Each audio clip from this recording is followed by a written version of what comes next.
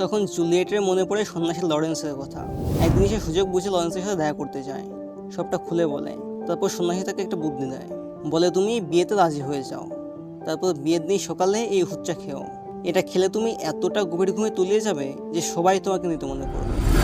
তোমার পরিবারের রীতি অনুযায়ী তোমাকে চার্চে রেখে একদিন পরে কবর দেওয়া হবে।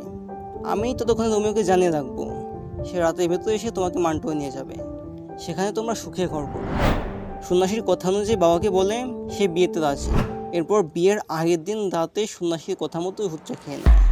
সকালবেলা দাইমা এসে দেখে জুলিয়েট ঘুম থেকে ওঠেনি, মরার মতো পড়ে আছে। সে ভয় পেয়ে দ্রুত সবাইকে ডাক দেয়।